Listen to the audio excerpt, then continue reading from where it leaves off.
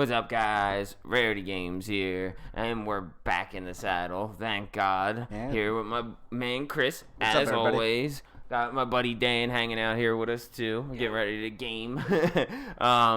But yeah, we're so glad to be back and doing podcasts again.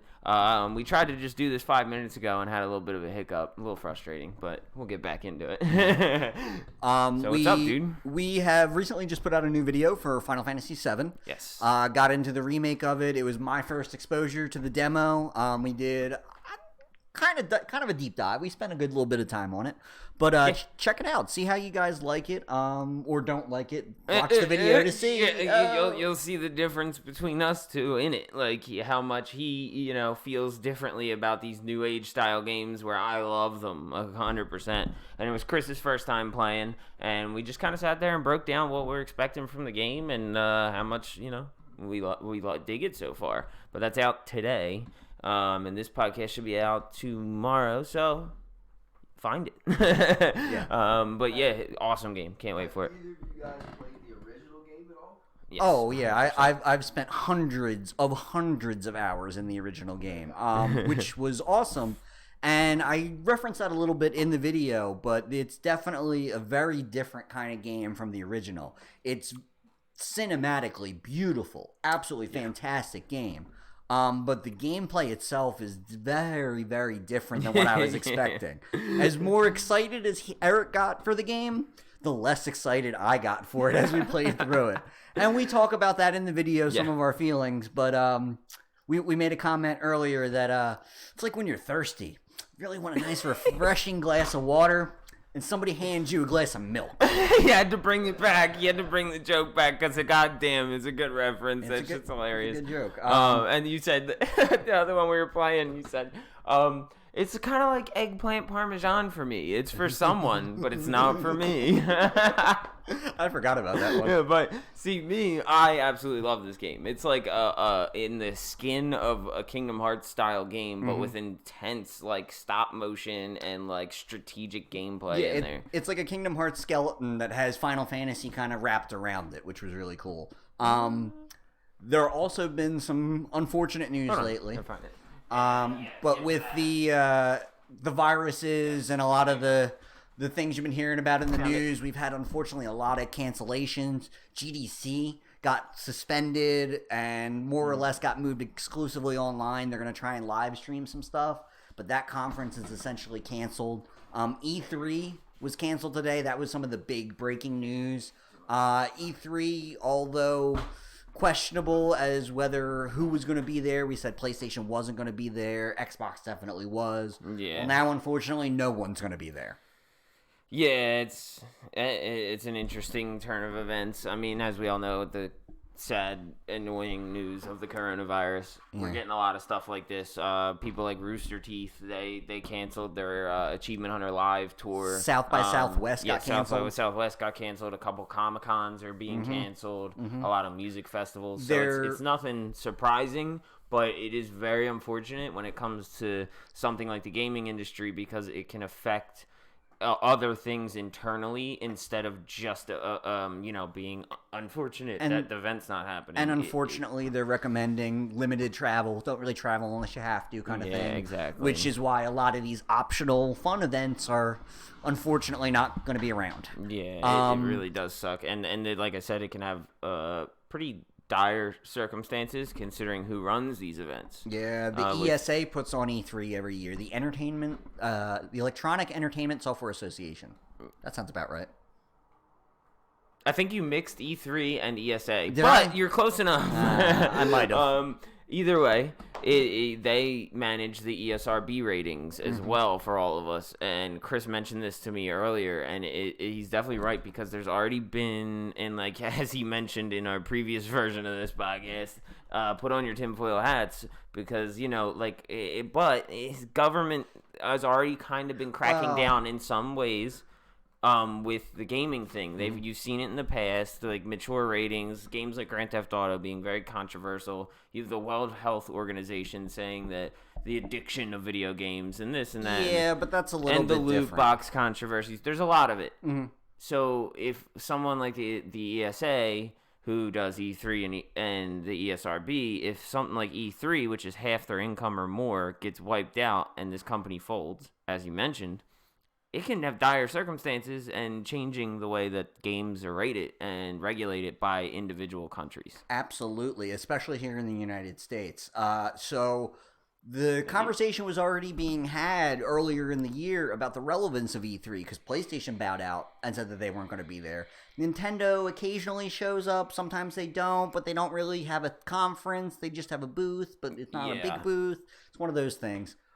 But this year, with nobody being able to go there, the ESA is going to lose 50% of that income that they generated from that. So one of the two things that could happen, like Eric was referencing, is that, they might fold, and we'll get to that. But what could also very well happen is that the cost for getting your game rated and published and put in stores to where, consumers and kids can buy that kind of stuff might skyrocket. So that could really easily hurt the indie developers and squeeze them out. And the even worst case scenario is that if another group or organization or maybe some of the platform holders don't step in to support the ESA with that loss of income from E3, that the ESA itself could fold to just go away. Yeah. And if that does happen, who's going to step in and regulate the gaming industry? The congressman that happened in the 90s with Mortal Kombat and Grand Theft Auto, and please, won't someone think of the children? The ESA was created by the gaming industry so that the government wouldn't regulate them, that they would be self-regulated. And if that folds, it is going to be a big problem. Yeah. You're going to start to see the Steam problem of the Steam store where it's the Wild West. They have all kinds of weird, triple X games on there. They have all kinds of weird, horrible 99-cent, terrible, I don't even want to call it spam. I don't even know what to call it. But yeah, with it out being regulated or at least monitored to an extent, it opens up the door of a lot of possibilities. Yeah, and a lot of issues regarding the way our online system works now. It's just so free and open. There could be a lot of restrictions set to you can't play online in America with other countries that are set to here and here because of the certain rules and restrictions that they have on their ratings. You can't. You know what I mean? There could be a lot of different intertwined issues. Well, that lying deeper than the ratings. That depends how far the government gets involved. Yes, exactly. Yeah, absolutely. So regardless, it is a little bit of a conspiracy theory of some sorts, but it is something to be concerned about. The funny thing about the ESRB, it was created based off of the same thing for the movie rating system, the MPAA. Because back in, I want to say the 30s or the 20s, the government tried to control and rate the movie system. And the movies came up with that so that way they wouldn't have government control. They would have self-regulation. And then 60, 70 years later, video games took the same idea. So it's a tinfoil hat moment. It probably isn't going to happen. I have a feeling that companies like Microsoft and Sony and Nintendo, the big hitters, are going to come together. And even if the ESA, I don't want to say folds, it could very easily just be reinvented as a new group for a new rating system. You know what I mean? Yeah. And honestly, with the way the EU, the European Union, handles their rating system, it wouldn't surprise me if we adopt a lot similar to their rating scale, just so it's the same kind of across all the major markets. Yes, yeah. I mean, or at least major that would make English sense speaking. the most. Yeah. Let's just hope we don't have to worry about too much of that, and let's hope this horrible coronavirus BS situation that we got going on fades away quickly. Yeah. Quite like this conversation's going to, and I'm going to take it to a different place, a better place. Yeah. So Horizon Zero Dawn is now, which I'm very excited about, going to PC. This is something I was thinking about earlier, and this is awesome for people that don't have a PS4, quite like yourself. Myself personally, I'm very excited to hear that this is coming to PC because I do have a very beefy PC, and that is going to run amazing on my 4K television. Yes, I was gonna say, and you could just pop an Xbox controller in and just go for the gusto. I honestly cannot wait for you to get into that game and just see your reaction to it. It's can't wait for that. I've had some exposure to it when it was on PS4 and it launched. I've got hands-on with a little bit of it. It feels amazing from what I played, but it came out the same time as Breath of the Wild. And for me personally, Breath of the Wild just ate my whole life. As it did a lot of people. It's kind of unfortunate, but Horizon definitely stood strong, and here we are at a turning point for where the director of Horizon Zero Dawn is now the CEO of Sony Interactive Entertainment. Yeah. So it's definitely interesting that that game's hitting the market, and he did mention this isn't going to be a regular thing. Like Horizon is fit well to put on PC. And I had a little bit of a theory with that because of it. Why would you put only one Sony exclusive? You had Death Stranding and then this. Why would those two be the only ones you picked? Well, I'm thinking because, A, Hideo Kojima. Like, you got to get that out there to as many people as you can. But B, Horizon Zero Dawn 2 being a PS5 launch game. And now you're going to pull a lot of new fans in with this Horizon Zero Dawn going to PC, and then you can hopefully drag those fans over to the PS5 purchase when that second game comes out. And not to mention the fact that Horizon Zero Dawn is such an amazing game and such, for lack of a better term, just a banger on PlayStation. Yes. Like an amazing game. It's 3 years old now, roughly, at this point. Maybe more. So you can easily get it on PlayStation 4 for $10. It's not really going to sell any more copies of PlayStation 4. You know what I mean? Not at this point. But so it's good timing. Opening this up to Steam or however they're going to distribute it, Epic Game Store. I think it's Epic Game Store, I think. I wouldn't be surprised because Epic's been backing up truckloads of money to people for exclusives, so that makes sense. Death Stranding is going to Epic Games and Steam. So... Well, then maybe it's both. Who knows? They haven't really set a platform yet. But either way, just the fact that them putting that out there is, like you said, going to drag people into the new generation of consoles. It's a great way for a perfect game to just get a second life, just a breath of fresh air, bringing that to another console. And we've seen that with Microsoft doing some stuff, bringing like Ori and the Blind Forest or Hellblade Senua's Sacrifice over. Cuphead. I don't think they're going to, them being Sony, is going to do this for every game. No. But I think there's very specific ones that could expand beyond their regular audience. And I think it's when the moment calls for it. So I could see them, they said it's not a regular thing, but I could see them pulling a similar move again in the future when, say, God of War 2's around the corner. I could see them taking something like God of War and saying, hold on a second, let's put that on there. Like, let's go put God of War on PC now. Like, give it, a 3 months before God of War 2. So one of the things I'm wondering, because Sony does do that synergy thing with all parts of its company, from electronics to music to movies, could there be possibly a Horizon Zero Dawn or a Horizon movie maybe in the works? Because possibly. I think they'll focus on the game first and then possibly later. But I agree, but it also could be one of those things. It could just be a story in that universe. It doesn't have to be Aloy's story. It doesn't have to tell the story of the game. Point. That wouldn't be bad. It could maybe like a mini series of some sort. It could be maybe a backstory of one of the pivotal characters. How did the robots take over in this robot dinosaur universe? Yeah, I mean, you see what just got announced, which is a good segue. Since you brought this up, The Last of Us just got announced that they're making an HBO show. And that's another reason that makes me think that they might be looking at Horizon Zero Dawn, because a strong female protagonist would be a great way to tell that story. Got a good point. Yeah.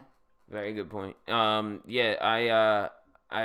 very excited about this Last of Us thing, though. I was saying to my buddy at work, I was like, it's going to be really funny. It's on HBO, right? That's my point. Yep. It's going to be really funny when people come to me and go, hey, yo, and people that don't play video games at all. Yo, did you see that new show, The Last of Us on HBO? Yeah, that thing's really good. I really like that. And then I go, oh, yeah. Did you know that it was a game? Oh. And they're going to be like, wait, what? You mean exactly like my friends did with The Witcher? Yeah, exactly. Exactly. Same thing.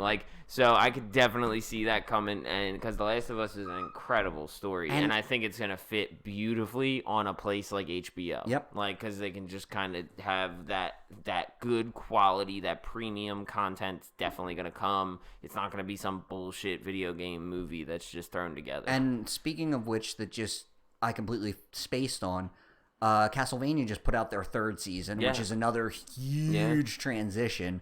And I think the Sonic movie that came out a month or two ago was the highest grossing video game movie ever. I wouldn't doubt it. I heard it was pretty decent.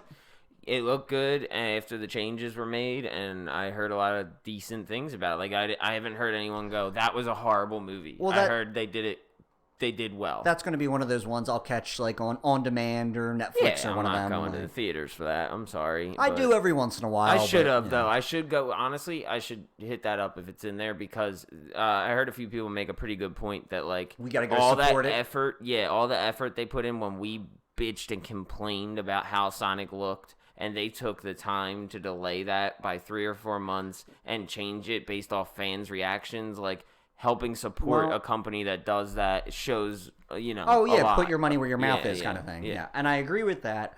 And I think a lot of people already took advantage of that, because that movie was, I think, budgeted or projected to do like $35 million or something, and it did close to 60. Like, sweet, it did way over what they expected. That's awesome to hear. Yeah, I didn't even know that. Considering they dumped a bunch of money into go back and redoing Sonic again. That's one of those things. I'm glad they did, but that's one of those things that's confusing to me. Like, you already have a digital character. You know what he looks like in 3D. You know what he looks like in multiple formats. How can you know what I mean? I feel like it was a mistranslation. Yeah, he looks great now.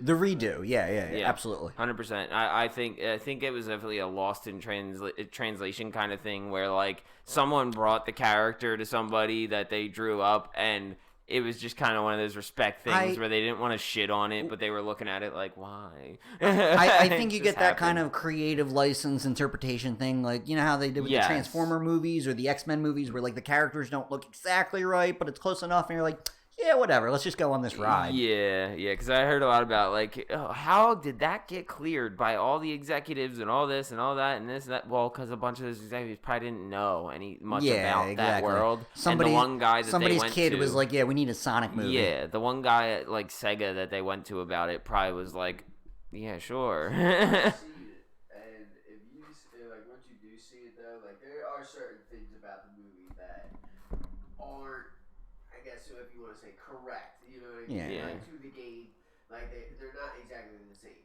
you know what I mean? But, again, great movie, definitely check it out. It's like you said, man, for them to go back and redo that character, because we said something, like, as a mass, like, a population, like, we need to go see that game. Yeah. I mean, that movie, just because. Yeah, the Twitterverse yelled at them, and they did fix their stuff. Exactly. Yeah. Yeah. And it looked fantastic. Yeah, for sure. I agree with you on that one, Dan. If you guys didn't hear him, he's just basically reiterating what we said, and he said he saw it already, and it was incredible, and you should support something, especially when a company actually listens to you. Yeah. And that goes for a lot of video game stuff too. When people complain and complain and complain about a game, and then they take time to delay it, as we're seeing right now, and then it comes out, and then nobody buys it. Speaking of interesting games that people love that nobody buys, 2K got part of the NFL license back again. So they're going to make football games, but they can't make simulation football games. So only Madden is going to be the real, you've got 4 downs, the clock runs just as the clock runs in football, everything. Yes. So 2K, I think, is going to be trying to do something like NFL Street. Yep. And so you heard it on the Kind of Funny podcast today. I did. As did I. Oh, no, yesterday, but yeah, same difference. Yeah, as did I. And so big ups to them. Always getting that good news out quick. Mm-hmm. But they... It was very interesting to me to hear that, and they kind of had an off reaction to it. I don't imagine they're much of football fans anyway, as we aren't either, really. But for me, as soon as I heard that news, I was like, that's awesome, because if they don't have simulation rights, they can't make a game that's similar to Madden, then they're going to have to go hard and make something new and different. There was a series, and I'm struggling to remember the exact title of it, but it was very NBA Jam-esque. But it was football, and I want to say it was like NFL Gridiron or something like that. And it literally, it almost was like Street, but like you would get that like breakaway where you're on fire, Yeah, like yeah, running, yeah. you know what I mean? And I think that's Blitz, NFL Blitz. Yes, my man. Yeah. As soon as you said on fire running, I was like, oh yeah, I remember that. Ian used to play it on the 64 and just truck through people when he got all powered up. And you could get like the rolls in the beginning and hit like, if you hit the slot machine correctly, you get a power up and just. And it was very, cool. very arcadey football fun. It had no basis in strategy or like statistical football analysis. It was like, nope, I'm button mashing and I'm trucking through this. Spin the slot, go, go Reggie White, go. It was midway games. Yeah, midway. NFL Blitz. Deep cut. Anyway, that's the kind of stuff I think we're going to start to see out of that, which is good.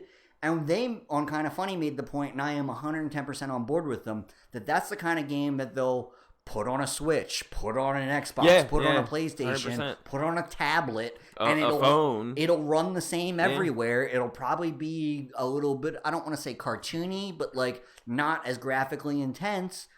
And it'll take off. It'll be a budget title, and it'll work. And like with things like the XFL happening right now in the NFL, like I've heard a lot of people nonstop talking about sports, as they always do. But recently, it seems like people are getting back in that groove. And Madden is cool, but Madden is Madden. It doesn't really change. The last big change they had to Madden was, 3 years ago when they did the long shot single-player campaign? And that was awesome. I highly recommend going and buying 2017, 2018 Madden, whichever version that is. People want something different, straight up. And not only that, unless you're...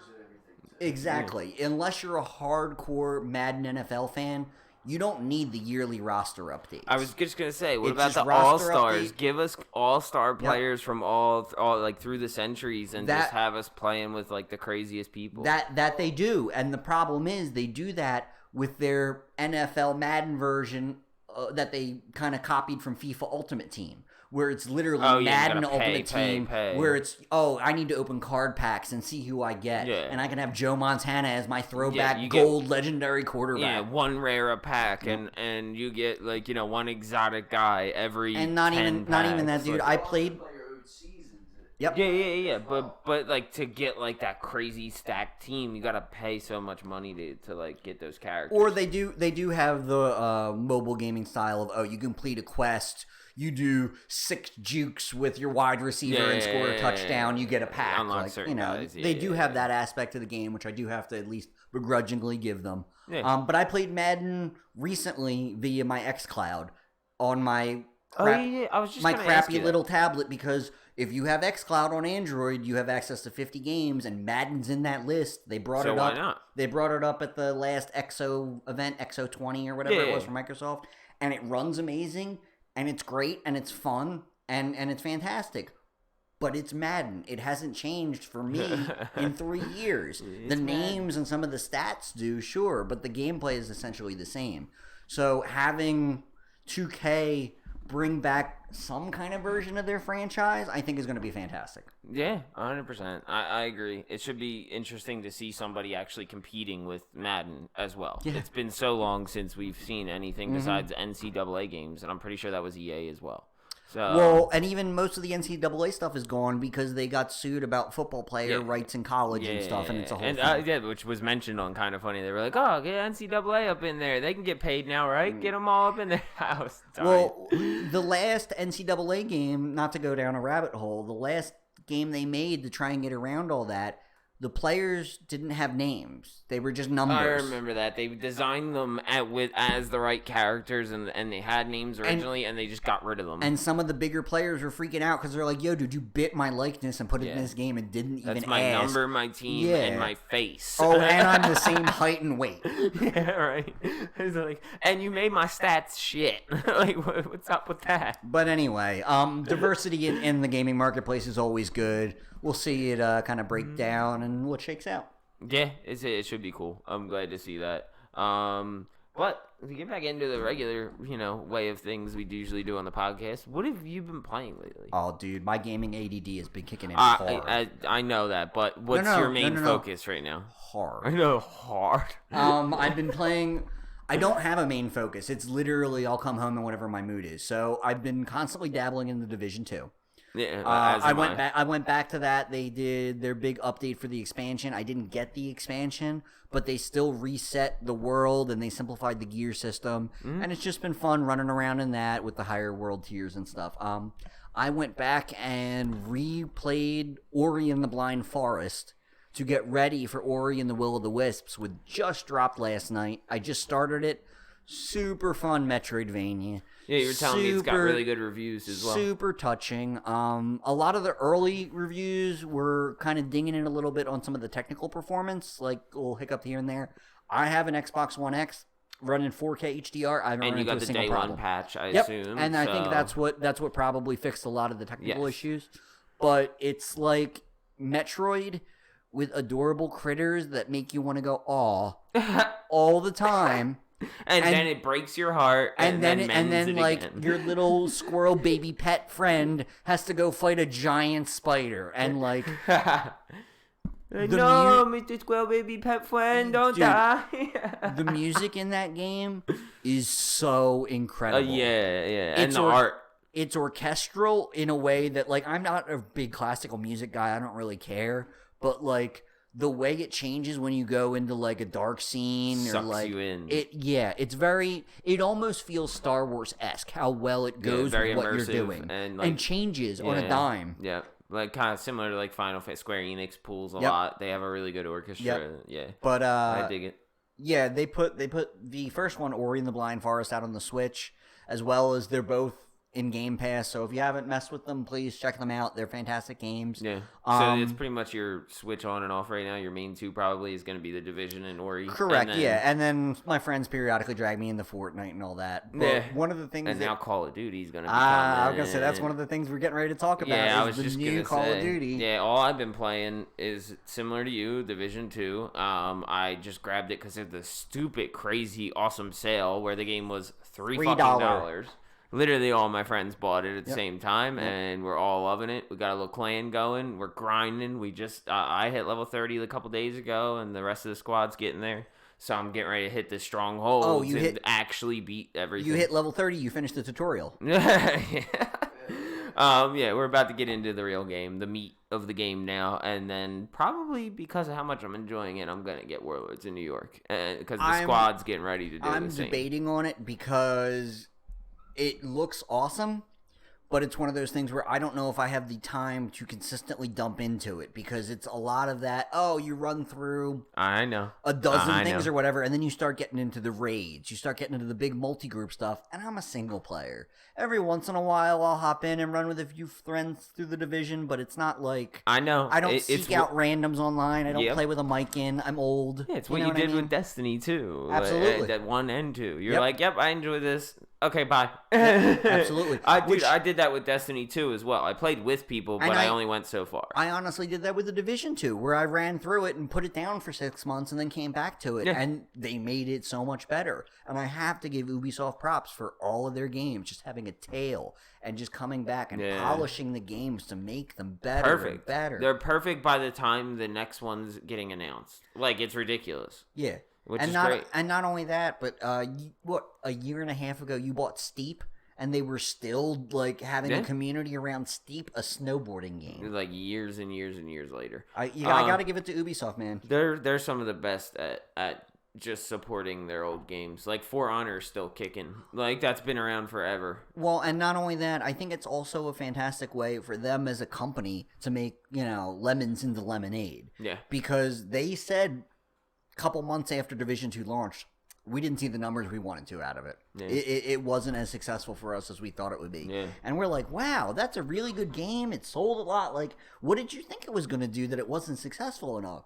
Everyone already played the first one, and they don't care. I think not just them, but a lot of people, but I think their specifically measurement for the game isn't like sales. It is, but it's not sales. It's engagement. Concurrent. They want you keep coming back to these games over and over, and you don't assume a game like that is a game as a service, but it totally is a game as a service. It has loot boxes and apparel caches and all that kind of stuff. And they don't make you spend too much money, which is great. No, they just want you in it and they buying want the DLCs. They want you in the community. They want you in the engagement because the more you play it, you might only buy, one thing once, but if you play it more, you're gonna buy more. And you drag a few friends in, and yada yada. But yeah, honestly, guys, if you haven't picked it up, I'm sure it'll be on sale again soon. Like I literally bought the for year 1 pass and the game for $15, I think total. The game was only $3, and so it was just so worth it. I love that game so much. And Warlords of New York looks incredible. They added almost a full new game, and you go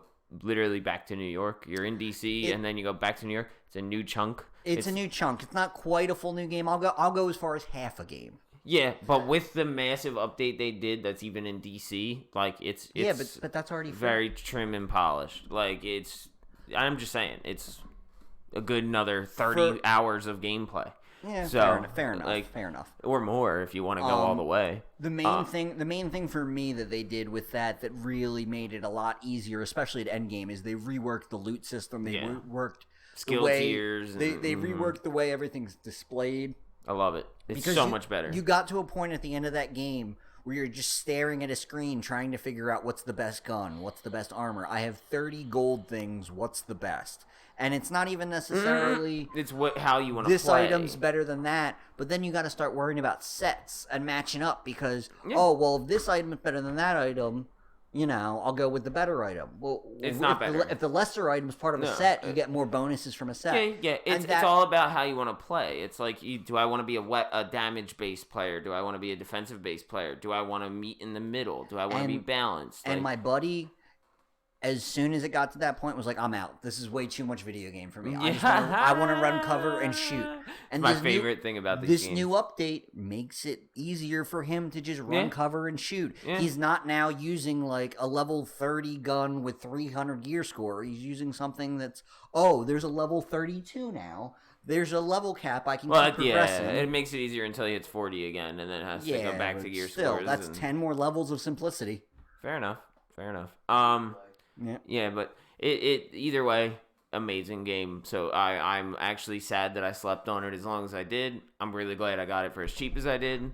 But I am going for the platinum in that, much like which I was going to say, what else I was playing. Wait, because that's a game I was playing that I forgot I was playing. What? Borderlands 3. I was just going to say, I just platinumed Borderlands 3, and then shortly before that, platinum Dragon Ball Z Kakarot, and went back and made sure I got the last 2 achievements in Days Gone for another platinum. Literally, I'm not a 3 big, or 4. I'm in not the a big last 2 platinum, months. Get every achievement kind of guy. I'm more, hey, can we get through the story? Can we get through the main campaign? Yeah. As I get older and have less and less time to do all these extra side quests and I get it. If you're wondering where we've been, though, that's he's been planning a wedding, and I've been platinuming games. Right. that's why I haven't been making videos. That's what we've been doing.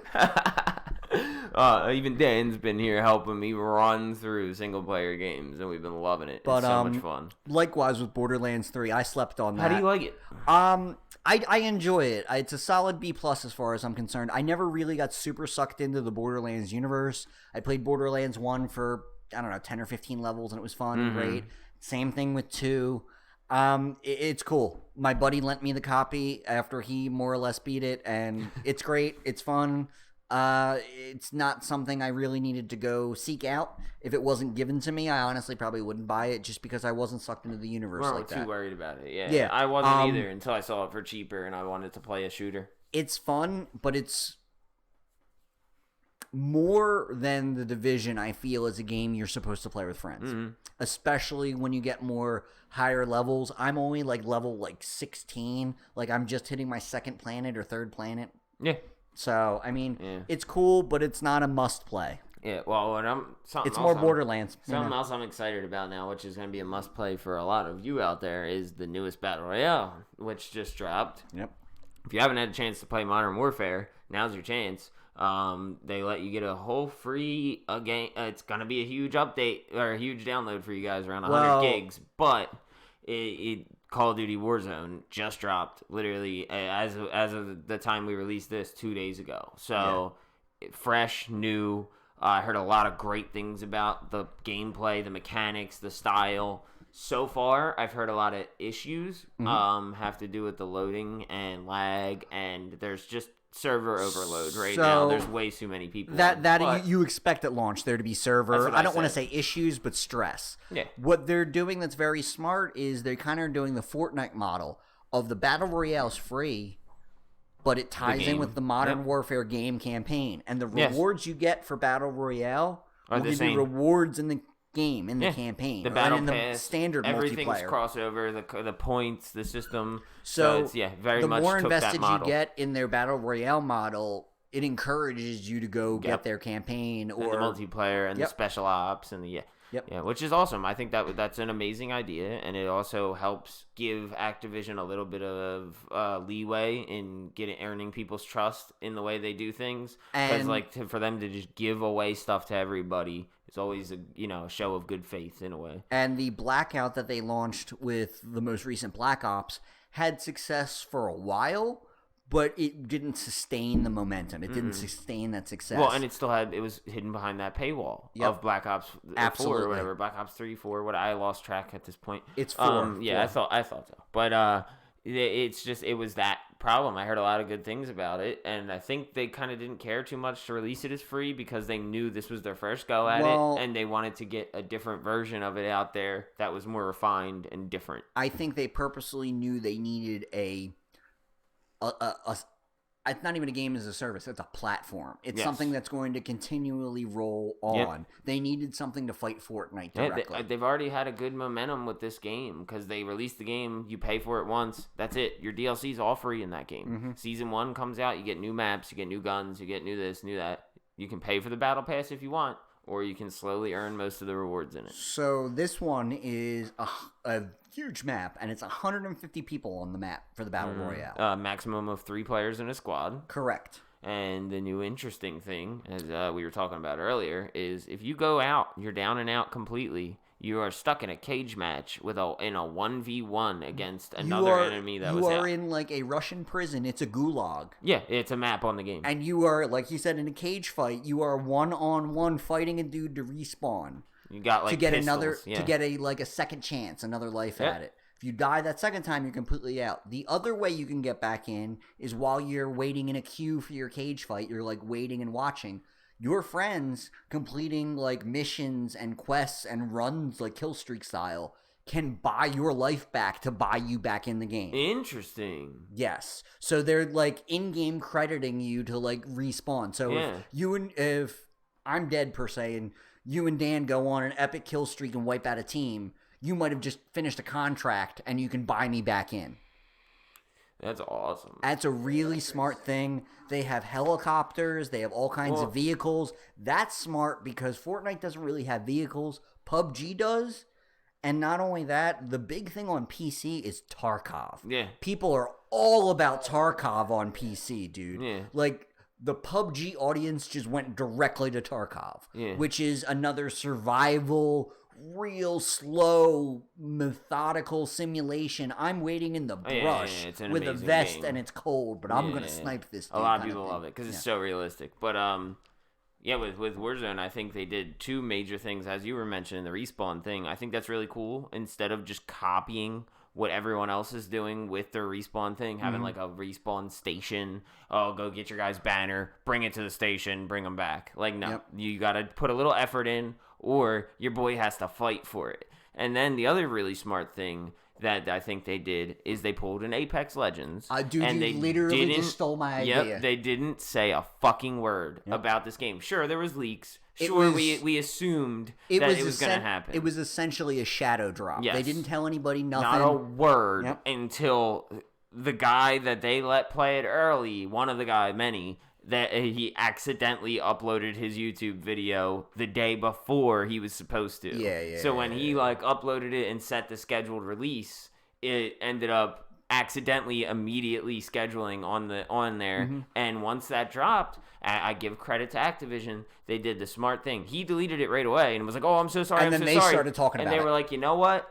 It's all good, bro. It's coming out tomorrow. everyone released their videos. And I literally, like, I found out about it getting leaked, and then I went and checked 2 hours later when I was at work, and everyone had their videos out. And that was the smartest thing they could do, because then they controlled the conversation at that point. Yes, exactly. They took the control back instead of saying rumor, leak. And not only that, we're coming. By controlling the conversation and making it a free thing, you're instantly going to have a huge audience that's just going to be like, hey, let me just check this out and see what's up.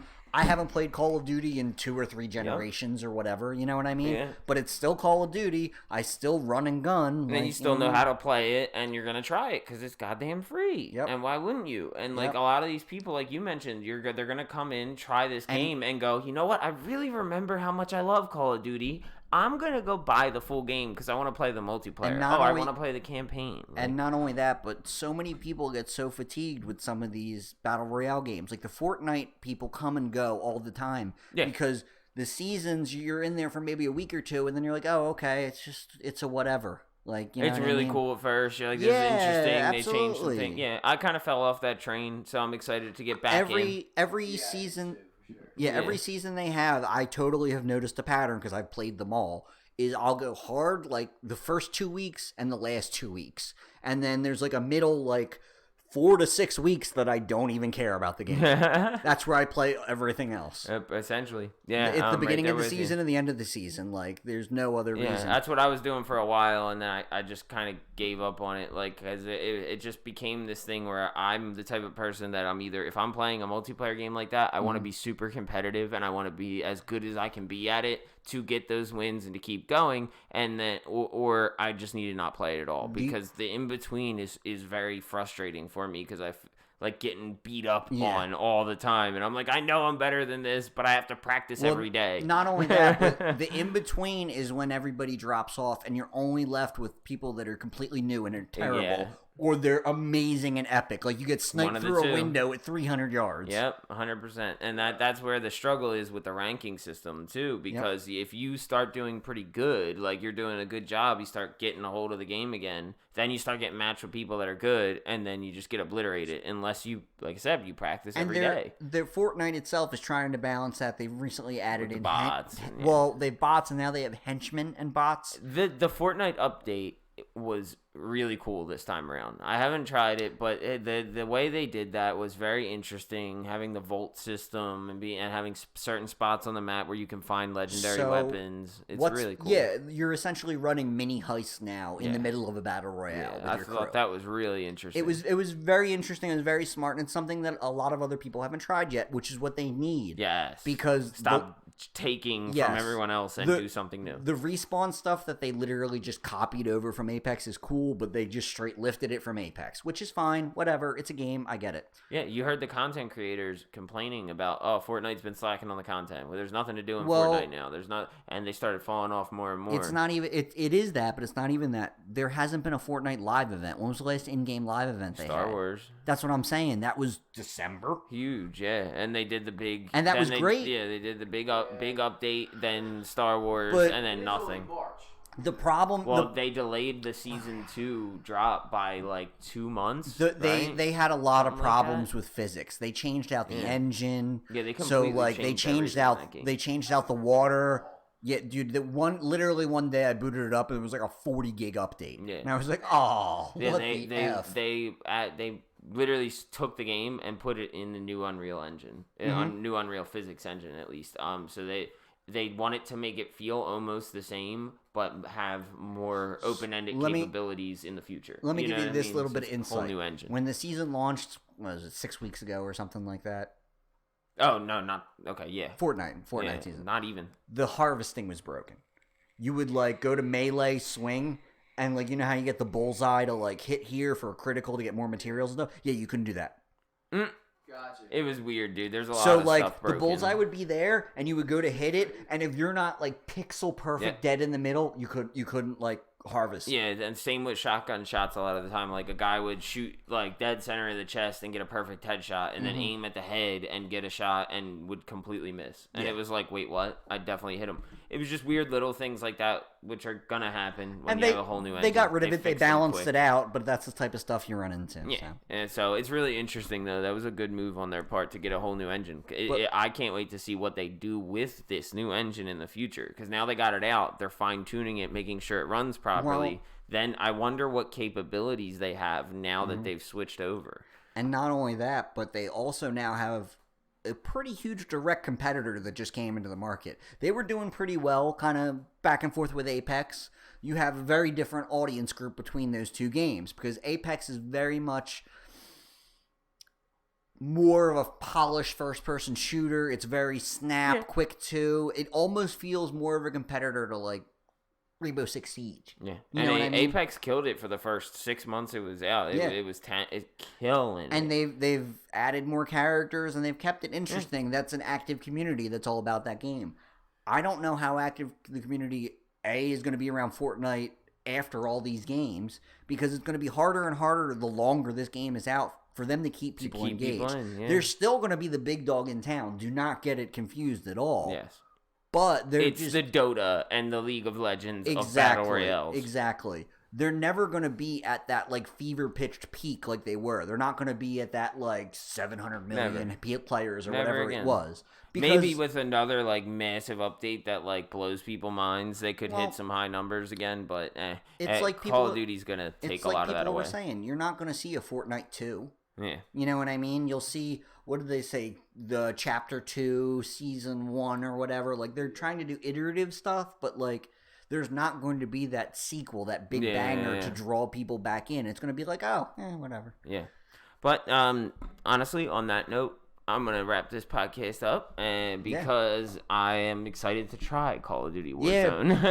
Yeah, please keep an eye out. We'll be putting up a video of the three of us messing with that and getting hands on. Yeah, I'm going to pop that up and chuck it on, because why not? Please, I want to get some first impressions done on that game. Please ignore my horrible playing. I don't play with a PlayStation controller, so this is going to be rough. Oh, yeah, by the way, if you watch the Final Fantasy VII video, if you don't feel like watching him get his ass beat, just skip to the end. Watch me. I'm just kidding. Was it like 10 minutes? No. Stick around for the whole conversation, I mean. Well, no. You ready? If you're not familiar, stick around for the first 5 to 10 minutes as I figure out controls. Yeah. But if you want to see the awesome just boss fight at the end, go for it. Would love to have you guys check that out. And like I've said in that video, it's not a game I'm probably going to play through, but it's definitely a game I'm going to watch, because that game is a movie. Mm-hmm. You're playing a movie. Hey, put it this way. If you're an old generation guy, you might not love the game, but you might enjoy the cutscene. If you're a new generation guy, you might fucking love it. I heard the kids are into this Twitch, that they do the streaming. What's this about, the remakes of my old lovely games? Back in my day, we had to watch on a console television. Yeah, something like that. But I wanted to also mention, big thanks to one of my good friends, Billy. Got me an epic song for the Rarity Games intro. You guys will be hearing that in the beginning of our videos. That like now. 8-bit dubstep you got going on. At the beginning, end of the videos kind of thing. And I'm going to be working on a real cool thing in the future with that. Be sure to stick around to see that. But I really appreciate it, my buddy Billy. Thank you, and go check out his music at Jaml, Jaml. Just another music lover over on SoundCloud. He making some killer music right now. I'll leave the link in the description for it. But again, thanks for watching, guys. I appreciate it. It's good to be back. Make sure to like, subscribe, all that good stuff. And as always, keep on gaming. Peace out, guys.